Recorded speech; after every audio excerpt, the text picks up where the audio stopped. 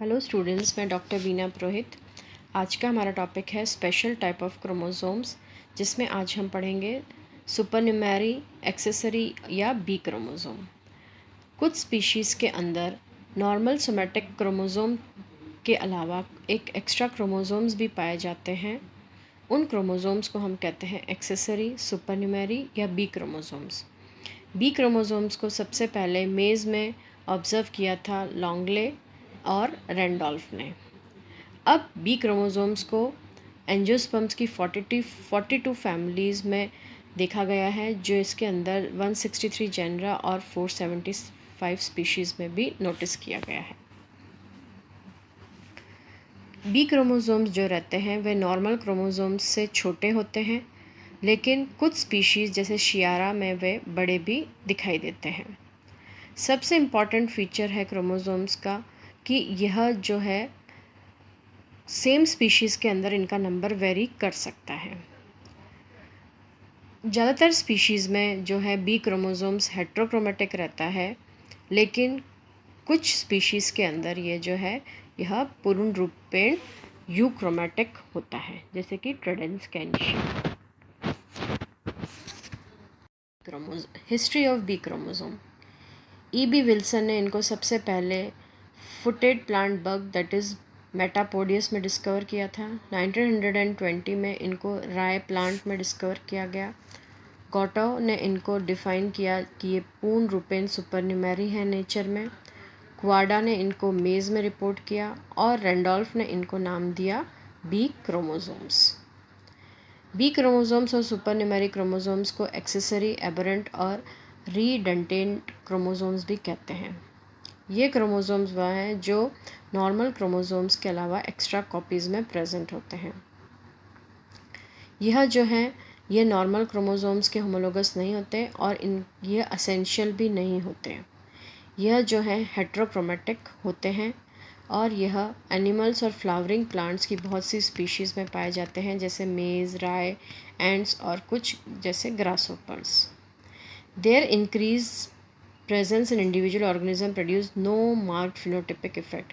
अगर ये क्रोमोसोम्स किसी इंडिविजुअल ऑर्गेनिज्म में प्रेजेंट हों तो यह कोई भी फिनोटिपिक चेंजेस दिखाई नहीं देते हैं। बी क्रोमोसोम्स जो है ऑर्गेनिज्म में या तो पूर्ण रूपेण लॉस हो जाते हैं या उनका गेन होता है। कुछ फीचर्स जो हैं बी क्रोमोसोम्स के वे ये हैं कि वे स्मॉलर इन साइज़ होते हैं नॉर्मल क्रोमोसोम्स के, वे हेटरोक्रोमेटिक होते हैं, टीलोसेंट्रिक होते हैं या एक्रोसेंट्रिक होते हैं। यह जो है स्ट्रक्चरल पॉलीमॉर्फिज्म एग्जिबिट करते हैं, यानी कि इनका स्ट्रक्चर अलग अलग सेल्स या टिश्यू में अलग अलग होता है। जेनेटिक इफ़ेक्ट जो रहता है इनका वह बहुत कम होता है as compare to somatic chromosomes. अगर ये लार्ज अमाउंट में प्रेजेंट होते हैं तो ये फर्टिलिटी और विगर को अफेक्ट करते हैं। यह अनस्टेबल होते हैं और ये ऑर्गेनिजम्स की लाइफ में से या तो एलिमिनेट हो जाते हैं ड्यू टू लैगिंग या नॉन डिसजंक्शन के कारण। यह नॉन मेंडेलियन इनहेरिटेंस होते हैं और इनके अंदर कोई चेज़मेटा की पेयरिंग नहीं होती है। Classification of B chromosome. B chromosomes जो हैं वे दो डिफरेंट वेज में क्लासीफाई किए गए हैं, on the basis of their stability and on the basis of their size. On the basis of stability वे दो टाइप के होते हैं, स्टेबल एंड अनस्टेबल। स्टेबल ऐसे क्रोमोसोम्स जो माइटोटिकली स्टेबल होते हैं और जो इंडिविजुअल्स की सेल हैं उनमें उनका नंबर सेम होता है। अनस्टेबल जो माइटोटिकली अनस्टेबल होते हैं और ऐसे सेल्स के अंदर उनका नंबर जो रहता है एक ही ऑर्गेनिज्म में वेरी करता है।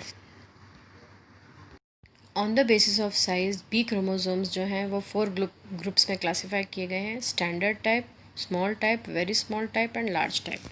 स्टैंडर्ड टाइप यह सबसे डोमिनेंट टाइप का बी क्रोमोसोम्स हैं। इसकी जो लेंथ है यह नॉर्मल क्रोमोसोम्स से 1/4 होती है और इनके अंदर एक मीडियन सेंट्रोमियर होता है with uniform thickness. Second small type, यह वह बी क्रोमोसोम्स हैं जो स्मॉल होते हैं साइज़ में, लेकिन स्टैंडर्ड क्रोमोसोम्स से ज़्यादा छोटे नहीं होते। वेरी स्मॉल टाइप, यह जो बी क्रोमोसोम है यह एक स्मॉल डॉट लाइक स्ट्रक्चर की तरह दिखता है और यह स्टैंडर्ड बी क्रोमोसोम से छोटा होता है। लार्ज टाइप, प्लांट्स के अंदर जो क्रोमोसोम्स हैं वह डबल साइज़ के दिखाई देते हैं और इन्हें हम कहते हैं large accessory chromosomes. Behaviour of B chromosomes at mitosis and meiosis. जो बी क्रोमोसोम्स हैं वो माइटोसिस के दौरान जो हैं उनका behaviour species to species differ करता है। जैसे राय प्लांट जो है उसमें जो क्रोमोसोम है वो सेंट्रल पोजीशन ऑक्यूपाई करता है मेटाफेज स्टेज में, और जबकि मेज़ के अंदर जो है मेटाफेज में वो पेरिफेरल पोजीशन लेते हैं। मियोटिक बिहेवियर जो है क्रोमोसोम्स का वह जो है पैकेटिन स्टेज में अब स्टडी किया जाता है और यह 4 तरीके से वेरी करता है। सबसे पहले ये या तो नॉर्मल सोमेटिक क्रोमोसोम से पेयर नहीं करते, और अगर ये पेयरिंग करते हैं बी क्रोमोसोम से तो जब वे पेयर करते हैं तो लॉन्ग क्रोमोसोम्स जो है वह लॉन्ग बी क्रोमोसोम से पेयर करेगा और शॉर्ट बी क्रोमोसोम जो है वह शॉर्ट बी क्रोमोसोम से पेयर करेगा। जब एक सिंगल बी क्रोमोसोम प्रेजेंट रहता है तो यह यूनिवेलेंट रहता है पैकेटिन स्टेज में। जब 2 बी क्रोमोसोम्स प्रेजेंट रहते हैं तो वे पैकेटिन स्टेज में पेयर करते हैं, लेकिन मेटाफेज स्टेज में ये यूनिवेलेंट हो जाते हैं।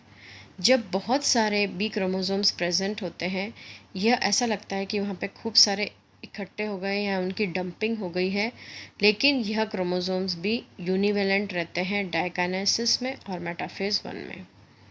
कभी कभी ये जो है यह नॉन डिसजंक्शन शो करते हैं मियोसिस में, और पोस्ट मियोटिक फेज में भी ये नॉन डिसजंक्शन प्रेफर कर दिखते हैं लीलियम और ट्रिलियम में। Effects of B chromosome. B chromosomes जो हैं वह नॉर्मल ग्रोथ और प्लांट्स के रिप्रोडक्शन में बिल्कुल भी असेंशियल नहीं होते, इसलिए इनका कोई भी बेनिफिशियल इफ़ेक्ट्स नहीं है। लेकिन बी क्रोमोसोम्स का इफ़ेक्ट जो है वो स्पीशीज़ टू स्पीशीज़ वेरी करता है। मेज़ के अंदर बी क्रोमोसोम्स जो हैं वह विगर और फर्टिलिटी में रिडक्शन कर देता है। Production of defective seeds in partially developed endosperm, endosperm के अंदर जो है यह डिफेक्टिव सीड्स प्रोड्यूस करता है, और अबॉर्टिव पोलन का भी परसेंटेज को इंक्रीज़ कर देता है। फेस्ट्यूका 1 और 2 B chromosomes have beneficial effect on vegetative growth. Festuca के अंदर ये माना जाता है कि 1 या 2 बी क्रोमोसोम जो हैं वो वेजिटेटिव ग्रोथ में बेनिफिशियल होते हैं। बी क्रोमोसोम्स जो हैं वह राय के अंदर डिलीटेरियस इफ़ेक्ट प्रोड्यूस करते हैं और वीट के अंदर ये पॉजिटिव इफ़ेक्ट प्रोड्यूस करते हैं। कुछ कैरेक्टर्स हैं जो अलग अलग स्पीशीज़ में अलग अलग इफ़ेक्ट शो करते हैं। जैसे सीकम सिरिलियल राय के अंदर जो जर्मिनेशन है वह जो डिलेड होता है वो स्पीड अप हो जाता है। ग्रोथ एंड विगर रिड्यूस हो जाती है जीमेज में। फ्लावरिंग टाइम डिलेड हो जाता है। फर्टिलिटी रिड्यूस हो जाती है। सीड वेट इंक्रीज़ हो जाता है। तो अलग अलग स्पीशीज़ में जो है बी क्रोमोसोम्स का इफ़ेक्ट जो है वह अलग अलग शो होता है। Thank you.